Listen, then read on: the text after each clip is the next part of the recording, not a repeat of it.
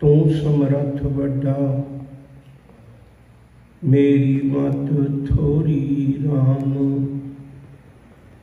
पाले अकृत कणा पूर्ण दृष्ट तेरी राम, पाले अकृत कणा पूर्ण दृष्ट तेरी राम।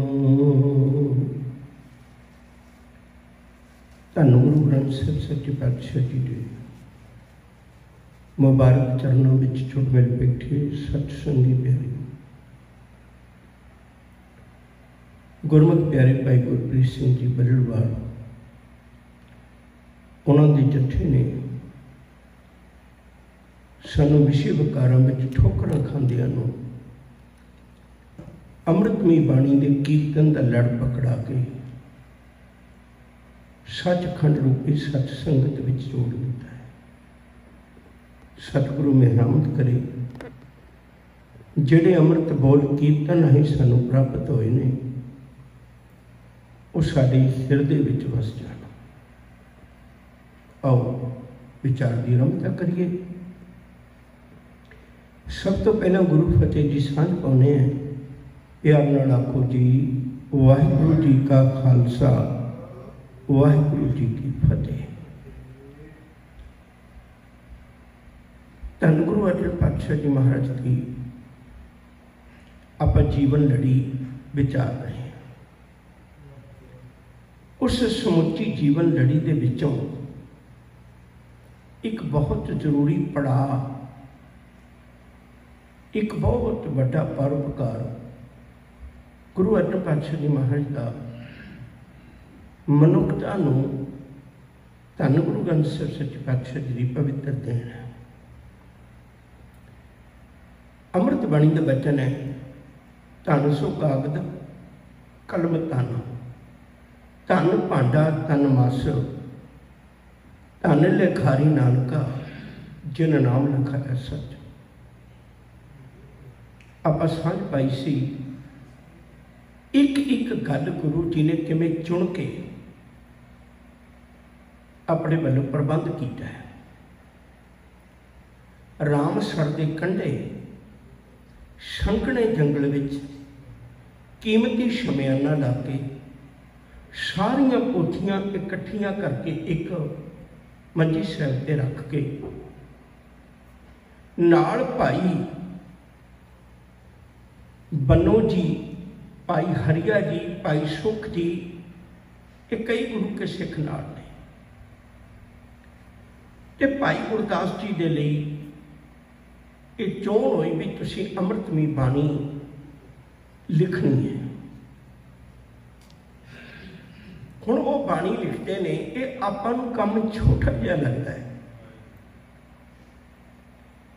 मेरा ख्याल है भी अज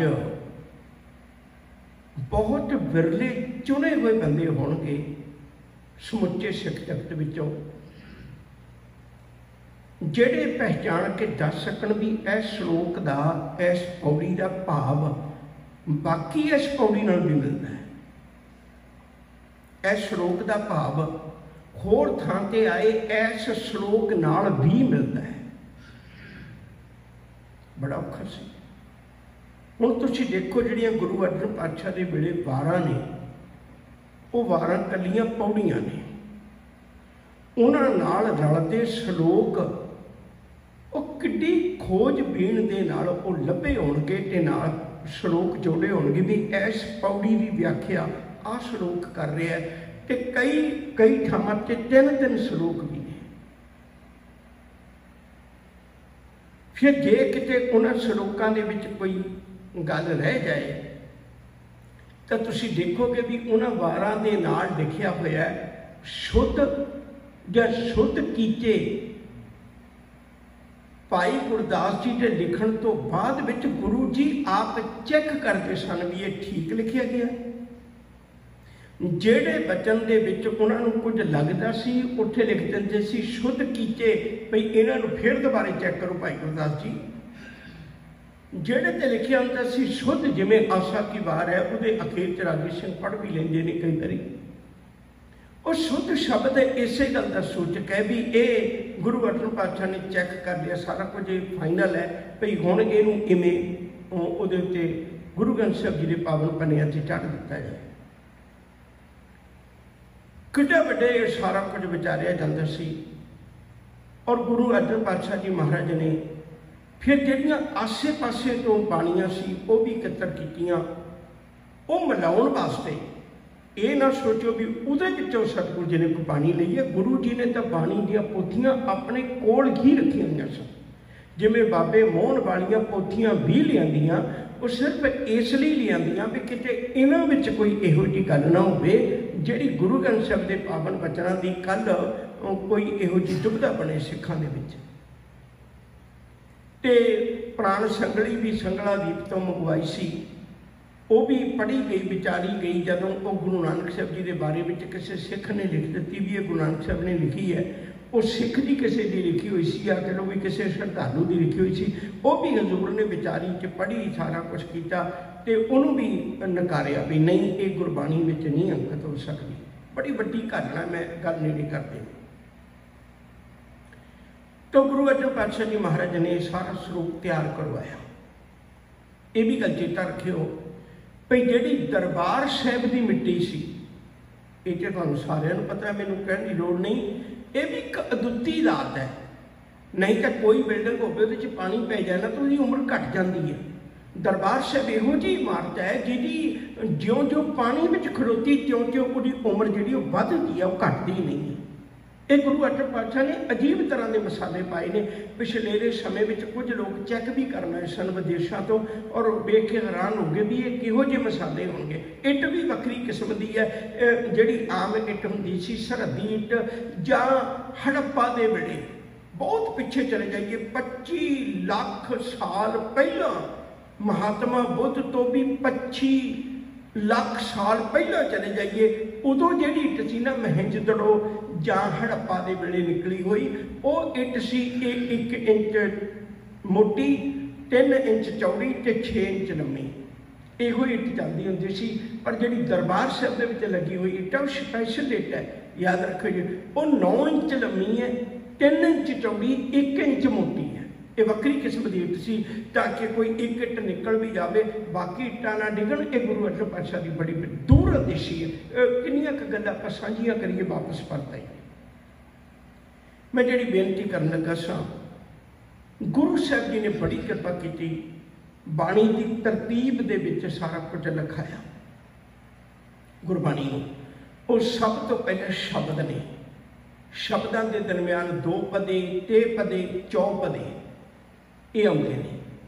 फिर उस तो बाद आउंदियां ने अष्टपदियां। पहला गुरु नानक साहब जी के शब्द, गुरु अंगद साहब जी के शब्द है नहीं, वो श्लोक ने सारे। फिर गुरु अमरदास जी के शब्द जिहड़े 2 पदे, 3 पदे, 4 पदे के रूप में आउंदे ने, फिर उन्होंने बाणी। फिर उस तो बाद में सारे गुरुआं की जिन्हां दी भी अष्टपदियां ने, फिर उन्होंने अष्टपदियां ने। फिर जे संत ने तो उन्होंने संत ने, जे संत ने तो उस गुरु के फिर संत ने सुलहे ने अमृतमई बाणी में। फिर उन्होंने तो बाद 12 ने, 12 ने गुरु ग्रंथ साहिब की पवित्र बाणी में 22 12 ने। 3 वारां साहिब सच्चे पातशाह दियां। मैं एक बार फिर दोबारा तुहाडा ध्यान दवावां, थोड़ा अपना ध्यान उखड़ गया। 3 वारां गुरु नानक साहिब सच्चे पातशाह जी महाराज दियां। गुरु अंगद साहब जी की अपनी लिखी कोई वार नहीं, 3 श्लोक ही ने। गुरु अमरदास साहब सच्चे पातशाह जी महाराज दियां उन्होंने कृपा की 4 वारां अते धन गुरु अर्जन गुरु रामदास साहब सच्चे पातशाह दियां 8 वारां अते धन गुरु अर्जन साहब सच्चे पातशाह जी महाराज दियां 6 वारां। 3 4 8 6 ये 21 बन गई। एक बार बाबा सत्ता जी ते बलवंड जी की 22 वारां गुरु ग्रंथ साहिब जी की पवित्र बाणी में दर्ज ने। ये सारी बाणी लिखवाउंदियां गुरु अर्जन साहब जी कोल रहिंदे सन, हर वक्त कोल रहिंदे सन। याद रखियो जे मैं बेनती कर लगा सा, जिहड़ा दरबार साहिब दे विच सरोवर दे अंदर दरबार साहिब जिहड़ा डूंघा पुट्टिया है, जिहदी नींह डूंघी पुट्टी, जिहड़ी ओ मिट्टी सी ना वो कढ़ के उत्थे सिੱਟੀ सी जिथे अकाल तख्त साहिब है। ते उस मिट्टी का एक छोटा जिहा कोठा बनाया सी, छोटा जिहा कोठा बनाया सी उस मिट्टी का, कि ਉਹਦੇ ਵਿੱਚ गुरु अर्जन पातशाह जी जिन्नी बाणी लिख हो जाती सी मुड़ के उत्थे रखते सन। एक एक गल का पूर्ण तौर पर गुरु अर्जन पातशाह जी उन्ना चिर घर नहीं गए, अपने दिने जाते सी आप खुद उस बाणी के कोल रहेंगे सन, ताकि कोई पन्ना अगे पिछे ना कर देवे, क्योंकि कोई भी दुखी उस वे कुछ कर सकता सी। बड़े विरोधी सन लोकी बाणी। मैं गल नहीं रखन, समा बहुत होंदा जा रहा, कली कली गल की डिटेल में आप जावांगे तो बहुत वक्त लगे। और इसनूं सवेरे पोथियां लैके जाते सन, शामी लैके आउंदे सन, जिहड़ी दी लोड़ हुंदी सी, ते जिन्ने पन्ने लिखे जाते सन उन्होंने बड़े संभाल के, उन्होंने सफियां नूं संभाल के, उन्होंने अंकां नूं संभाल के बड़े रखते सन गुरु जी। उस तो बाद विच फिर जदों सारा स्वरूप तैयार हो रहा सी, मैं एक बार फिर बेनती करा, पहले शब्द, फिर अष्टपदियाँ, फिर छंत, फिर लंबियां बाणियां, फिर उस तो बाद विच जेड़े भगत बाणी ने। मैंने एक बार फिर रुकना पैना। भगत बाणी का कोई वितकरा नहीं है भी वो पिछे क्यों लिखी, वो सिर्फ इसलिए भाई जे शेख फरीद नमाज़ां की गल कर रहे हैं तो गुरमत नितनेम की गल कर रही है, तो समझण लई है भी जेड़े नूं असीं नितनेम कहने उसे नूं शेख फरीद पंज नमाज़ां कहते हैं। उसे रब की गल वो अपने तौर पर करते हैं, उसे रब की गल असीं अपने तौर पर करने। गल का ही फर्क है, सिर्फ है एको ही रब की गल है, कोई अंतर नहीं है ये विच। इसलिए वो भगत बाणी अखीर विच है। तां गुरु नानक साहब का फलसफा समझ के वो जदों शेख फरीद नूं पढ़नगे, गुरु नानक साहब का फलसफा पढ़ के जो जयदेव नूं पढ़नगे, भीखन जी नूं पढ़नगे, रविदास जी नूं पढ़नगे, कबीर साहब नूं पढ़नगे, तो उन्होंने भुलेखा नहीं लगेगा। इसलिए वो बाणी पहलां रखी हुई है, उस तो बाद विच भगत बाणी है। फिर मैं गलबात चला। ये दरम्यान लाहौर तो 4 भगत आए। वो चारे भगतों में कान्हा, पीलू, छज्जू, शाह हुसैन ये आए। इन्होंने आके बेनती की भी सानू बहुत अफसोस है, तुसी किड्डी किड्डी दूर महाराष्ट्र तो जाके, बनारस तो जाके उन्होंने लोगों की बाणी ले आए, तो असी तुहाडे नगर दे, तुहाडा दादका नगर है, क्योंकि गुरु रामदास जी का स्थान तो चूना मंडी लाहौर है ना, तो असीं लाहौर तो ही आए हैं, तुहानूं अपने दादके पिंड का नहीं पता लगे उत्थे भी भगत ने तो उन्होंने बाणी भी अंकित करनी। असीं चारे लाहौर तो आए हैं कि साडी बाणी भी अंकित करो। हजूर कह लगे बिल्कुल चाहिए है, तुहाडी बाणी भी अंकित होएगी। हजूर सच्चे पातशाह ने चारां नूं बड़ा वधिया आसन बना के दिता, ते आप थल्ले बैठ के ते बड़े प्यार सत्कार नाल बैठ के उन्होंने वचन किया भी हुण तुसीं आपो अपनी पोथी विचों आपो अपने जेड़े तुहाडे बोल लिखे हुए ने उन्होंने तुसीं पढ़ के सुनाओ। जे वो गुरमत के आशे मुताबक होए, रब्बी सिफत सलाह विच होए, तो यकीनन अंक आउणगे, कोई रोक नहीं सकता। सब तो पहला कान्हा, इनू बड़ा मान सी क्योंकि एक चंदू का रिश्तेदार है, जेड़े चंदू की लड़की का रिश्ता मुड़िया सी हजूर ने, यह रिश्तेदार है। इनू बड़ा मान सी क्योंकि जी राजनीतिक थापड़ा होंदा है, एक अहंकार पैदा कर ही देता है। उन्होंने राजनीतिक थापड़ा है भी मैं तो बहुत उगा है कि मैं तो बहुत बड़ा है, तो उन्हें मन में विचार बना के वो पहला बैठा है कान्हा, फिर पीलू बैठा है, फिर छज्जू बैठा है, फिर शाह हुसैन बैठा है। तो सतगुरु जी ने वचन की जब तुम शुरू करो कान्हा जी। हुण कान्हा जी पढ़ते रहे अपनी पोथी को खोल के, अपनी पोथी को प्रकाश करके वो बोलते हैं। उन्होंने सोचा भी मैं इत्थों जे गल शुरू करा भी इन्हां ते मेरा प्रभाव पवे भी मैं चीज़ की है।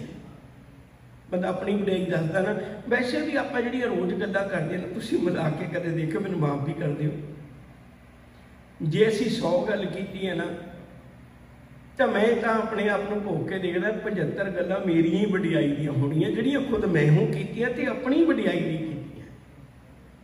तुसीं नित दिहाड़े देख लिओ, कदे झात मार के भी अज सवेर तो शाम तक मैं किन्नियां कोई भी बंदा किसी फील्ड च भी विचरदा वो जे 100 गल करदा तो 75 उसदी अपनी तारीफ दियां ही ने। वो किसी को सुन रहा होगा या किसी को कर रहा होगा। प्रभाव पाने लई असीं लोकां दी नज़रां चों अपना जीवन लभदे फिरने। मैं बार बार खिलारा इकट्ठा करना चाहुंदा, फिर आप दूर निकल जाते हैं। इवें कान्हे ने गल कीती। कान्हे ने सोचा भी मैं अपनी परिभाषा दसां तो मेरा बहुत असर पै जाएगा। कान्हा बोलिया, ओही रे मैं ओही रे, नारद सारद जाको सेवे, सब सेवे देवी देवा रे, ब्रह्मा विष्णु महेश आराध्य सब करते जाके सेवा रे। हुण बचन पढ़ के गुरु अर्जन पातशाह जी महाराज दी नज़रां च नज़रां मिलाउंदा है भी की मैनूं हामी मिलदी है। वो तो शशकार उठणगे भी आ कमाल दी बाणी है। पर गुरु अर्जन पातशाह जी महाराज ने सीस लाया भी कान्हा जी ये तुहाडे बचन नहीं अंकित हो सकते। कहण लगे क्यों, इन्हां च की कमी है? शायद कहण लगे तुसीं तां अपनी तारीफ करन लग पए। इत्थे तां उहदी तारीफ है जिन्हें अपना आप गवाया है। मैं ना ही कछ हाउ ना ही कछ आही ना मोरा, अवसर लज्जा राख लो सदना जन तोरा। तुद आगे अरदास हमारी दियो पिंड सब तेरा, कहो नानक सब तेरी वडियाई, कोई नौ ना जाने मेरा। इत्थे तां उहनां दी वडियाई है, जब हम होते तब तू नाही, अब तू ही मैं नाही। कबीर ना मोहे शान ना छपरी, ना मोहे घर ना गराओ, मत हर पूछे कौन है, मेरा जात ना नाऊ। मेरा तो कुछ भी नहीं है, तो मैनू कोई पूछे मैं की दसांगा। कबीर कुकर राम को मुतिया मेरो नाऊ, गले हमारे जेवरी जय खिंचे तो जाओ। एक गल चेता रखियो, मैं भी उहदे शामिल है, जिन्हें धर्म की दुनिया में आके आपा नहीं गवाया वो कदे रब के नेड़े नहीं हो सकता। जिन्हें आपा गवाया उही रब के नेड़े हो सकता, भावें रोज सारी जिंदगी कथा क्यों ना करता हो। कान्हे ने आख्या भी मैं आ चीज़ां हजूर कह लगे तुसीं तां अपनियां तारीफां दस दित्तियां, इत्थे तां रब दीयां तारीफां करन वाली गल सी। एक दृष्टांत मैं थोड़ा जिहा होर देना चाहुंदा। पता नहीं अज दादे नूं की चंगा लगदा, आपां लड़ी विच घट चल पा रहे हैं। जदों गुरु अर्जन पातशाह जी महाराज की तारीफ पता नहीं की ना साहब ने रोक दिता। कहण लगे नहीं, कहण लगे क्यों? कहण लगे जिहड़ी गलती जमाना करदा तुसीं भी उही करन लगे हो। कहंदे की? कहते जमाना अज तक फुलों की तारीफ लिखी जाता है। वो भलियों कदे फुल अपने आप भी पैदा होया। जे तारीफ लिखनी पहला जड़ की लिख, फिर तने की लिख, फिर टाणे की लिख, फिर टाणी की लिख, फिर फुल की लिख। फुल उत्थे जाके आता। कहने लगे की मतलब? कहने लगे इस घर दियां जड़ां ने धन गुरु नानक साहब, इस घर का तना है धन गुरु अंगद साहब जी, इस घर का टाणा है धन गुरु अमरदास जी, इस घर की टाणी है धन गुरु रामदास जी। उन्होंने लग्या होया एक फुल अर्जन है जिहदी तुसीं तारीफ करन लगे हो। पट्टा नूं पता लग्या उन्हें पहला गुरु नानक साहब जी के बारे 10 रवैये उचारे, गुरु अंगद साहब जी के बारे 10 रवैये उचारे, गुरु अमरदास जी के बारे 22 रवैये उचारे, गुरु रामदास जी के बारे 60 रवैये उचारे, गुरु अर्जन पातशाह जी के बारे 21 रवैये उचारे। फिर उन्होंने गुरु अर्जन पातशाह जी की तारीफ की। सीधे गुरु अर्जन पातशाह की तारीफ नहीं लिखी हुई, जेडे लोग भुलेखा भी खा जाते। कान्हे की बाणी नकार दी गई। दूजे नंबर पर पीलू बैठा सी। पीलू ने सोचा भी मैं कोई यहो जी गल ना करा। शतानिया ने ना उन्हें अपने पोथी पढ़ के सुनाई, पीलू असां नालों से भले जो जमदियां ही मूए, चिक्कड़ पैर ना डोबियो ना अलूद भए। अलूद मतलब दागी। साडे नालों वो चंगे ने जिहड़े जमदियां ही मर गए, ना वो मोह ममता के चक्कर च फसे, ना उन्होंने कोई दाग लग्या मोह ममता का, जिहो जी आए उहो जे चले गए। हजूर कह लगे पीलू जी मैं तुहानू पुछा, जे तेरी मां ते तेरा बाप जमदे ही मर जाते तेरी होंद हुंदी? रहन सीखण की जाच सिखा। तेरी बाणी विचों जीवन जिउण की जाच नहीं मिल रही। ये तो आउंदे ही मर गए, ये किहड़ा रस्ता होया बई? जे दुनिया आउंदे ही मर जाए तो अगली गल पीढ़ी किवें चले, संसार का बेड़ा किवें भरिया रहे, ये खाली हो जाएगा। असीं लोगों को यह थोड़ा सिखाना है। पीलू नूं भी चुप करना पिया। छज्जू, जब छज्जू की बारी आई, छज्जू ने भी एक गल आखी, कह लगे कागज संधि पुतरी, कह लगे कागज की तस्वीर होवे कौ ना तिरिया निहार, उन्होंने तो अपनी अख नाल ना वेखी, इउं ही मार लै जाएगी ज्यों बलोचां दी धार। कहते तेनू तस्वीर भी इवें खिंच के लै जाएगी, तेनू वकारां वाले पासे ज्यों बलोचां दी धार खिंच के लै जाती है, जरवाणियां दी धार खिंच के लै जाती है टोली। मैं इत्थे थोड़ा जिहा रुकना ही चाहना है, नहीं गल बननी अपनी। गुरमत ने ना कैसियां कैसियां कमाल दियां दातां दित्तियां ने सन। कुछ लोग वो सन जिहड़े अखां बंद करके बैठ के भी असीं जंगलों च बैठ गए तो असीं तां अख खोल के देखना ही, बंदगी इहदा नां रख लिया। दूजे बंदे वो सन जिहड़े कहंदे भी नहीं नहीं इस्त्री के मूँह ते पर्दा पाओ, ये नंगा मूँह लेके घूमदी है तो सानू बेकार फुटदे ने। हजूर कह लगे तुसीं दोवे जने धर्म दे विच कमजोर हो, धर्म दे विच दोवे कमजोर हो। अख बंद कर लई, ये काहदा धर्म होया बई? अख खोल देख। मैं भाई गुरदास जी का एक वचन कह लगा, भाई साहब आखते ने कहते देख, एक एक शब्द रस पियो, पराइयां फिर चंगियां सौंपण वालियां। देख पराइयां चंगियां, हुण तेरे दिल च फुरना की फुरे? मामा भैणां धीआं जाने। चौथा दर्जा ही नहीं कोई दिता, चौथा कोई दर्जा ही नहीं दिता। कहते ये तेरे मन में भावना होवे, देख शब्द पहला लाया, देख। छोटी जी गल कह लगा, जब सीता जी ने चुक के ले गए रावण, तो लक्ष्मण जी कह लगे भी सीता जी इस रस्ते गए ने। वो कहते तेन किवें पता? कहते वो जी पंजेब मैनूं मिली इस रस्ते तो। सीता जी जाते हुए चूड़ियां तो अपना सारा कुछ ना कुछ निशानी छड्ड चली गई सी, जंगल चो की पता लगना सी नहीं। वो कह लगे तेनों किवें पता भी ये पंजेब सीता दी है? वो कह लगे मैं सीता के माता के हमेशा पैरों वाल देखिया, मैं कभी चेहरे वाल देखिया ही नहीं भी साडा दिओर भरजाई दा रिश्ता मेरा मन के डोलना जी। हुण देखो भाई गुरदास जी की पंक्ति कित्थे है, कहते देख पराइयां तेरा मन फिर भी ना डोले, देख नीचे लोन क्यों करो सब कट पेखो जियो।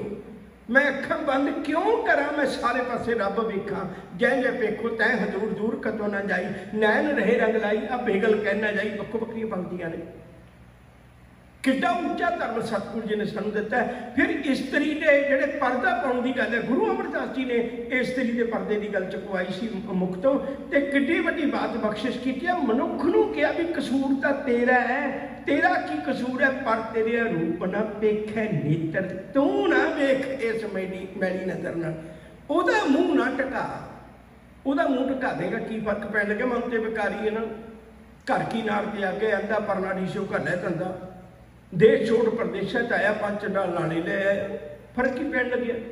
मैं गल नहीं करदिया बिल्कुल। छज्जू जिहड़ा सी ना, उन्हें गल आखी कागज संधि पुतरी तौना तिरिया निहार, इउं ही मार ले जाएगी जो बलोचां दी ढाल। कहंदे भी सजना लगदा तेरे नाल भी नहीं साडी बननी। कहंदे क्यों? कहंदे तू कहंदा भी कागज की इस्त्री बिना देख, इत्थे माता खीवी की तारीफ है। तू कहना इस्त्री की तस्वीर बिना वेखी, इत्थे भगत धन्ना जी कह रहे हैं घर की कीहन चंगी जन धन्ना लेवे मंगी रब्बा मैनू चंगी सियाणी घर वाली नवीं।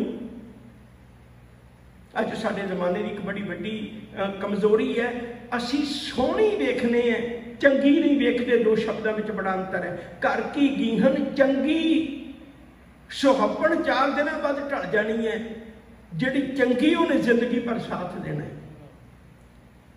घर की गीहन चंगी जन धन्ना लेवे मंगी। याद रखो जे छज्जू वो सी जिहड़ा इत्थों जाण तो बाद अपने राह दे विच तुरिया जा रहा सी, इवें लम्मा राह सी, सज्जे तो खब्बे खब्बे तो सज्जे इवें भटकदा है।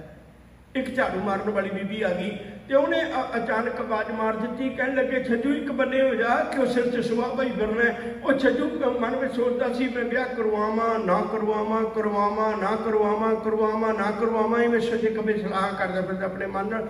जदों उन्हें कहा भी एक बन्ने लग जा कि उस सिर च खेप पाई फिरी जाना, वो जदों इधरले पासे नूं जा रहा सी ब्याह करवावां, उदों ने शब्द कहते कहने लगे बीबा जो फैसला नहीं कर पा रहा वो फैसला कर लिया, मैं सिरची को सुहा पाई फिरदा सी। उन्हें ब्याह करवाया, आए गए लोगों की सेवा की। एक कहावत बन गई, जो सुख छज्जू दे चबारे वो बलखना मुख दे। उस तो अगे शाह हुसैन बहुत होशियार बंदा सी। इन्हें 14 साल की उम्र में टोटली कुरान मजीद याद कर ली सी। डॉक्टर रतन सिंह जग्गी का कहना। तो इन्हें फिर वचन सुनाए, इन्हें आख्या ने तिना ने कम बिगाड़ लिया अपना, मैं सियाणप बरतां। उन्हें सियाणप बरती, कहने लगे चुप वेड़िया बोलन दी जा नाही, बोलन दी जा नाही, अंदर बाहर इको साई, किस पे अख सुनाई। चुप ही कर जा, बोल ही ना कुछ भी, गल बिगड़े ही कोई ना।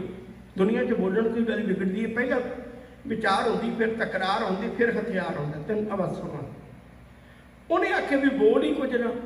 हजूर कहने लगे वाह भलिया, साडे घर में ये भी मर्यादा नहीं जी तू बनाई बैठा है। कह लगे की मर्यादा है, कहते साडे घर च 3 गल्लां ने। पहली गल, बोल सो धर्मी अड़िया, मौन कत धारी राम। बोल बाबा बोले पत होए, उत्तम से दर उत्तम कहिया, नीच कर्म बैरोए। पर बोल गुरु नूं पुछ के। कि वक्त मिले समझ पावांगे जपजी साहिब 7 सवाल ने बड़े अहम। उन्होंने 7 सवालों में एक सवाल है, मोह के बोलन बोली है, जित सुन धरे प्यार। मैं केड़े बोल बोलदा, मैनू बोलदे सुन के मेरा मालिक मेरे प्यार करन लग गया। बोलन की भी जाच सीखनी है। बच्चा बोलन तो 2 साल का लग जाता है, पर मैं बोलां की ये सारी जिंदगी नहीं सीख पाता, बार बार बोल बोल के माफिया मंगी जाता। याद रखो, जिस उन्हें शाह हुसैन ने वचन कहे भाई चुप्पी चंगी, हजूर कहने लगे ना। पहला सिद्धांत है बोल, गुरु को पुछ के बोल। दूजी गल, फिर इन्ना भी ना बोल लोग तेन कहन भी बस कर, बहुता बोलन झक्खण होई, इन्ना भी ना बोल।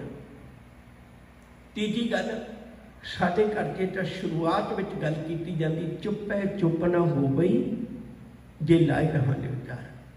चारां नूं हजूर ने वापस कर दिता। गुरबाणी विच कितनी विचार दे नाल सच संभाल के दिता होया है, जेड़े सच दे नाल सानूं जोड़िया होया है। आओ मान करिए, गुरुआं ने बाणी अपने हत्थीं ते नाप तोड़ तोड़ के लिखी हुई है, जिहदे विच कूड़ शामिल नहीं है, जिहदे पहले अरंभता दा वचन है, आद सच जुगाद सच है भी सच, नानक होसी भी सच। समा समाप्त है, भुला दी खेमा, प्यार रखो जी। वाहिगुरू जी का खालसा, वाहिगुरू जी की फतेह।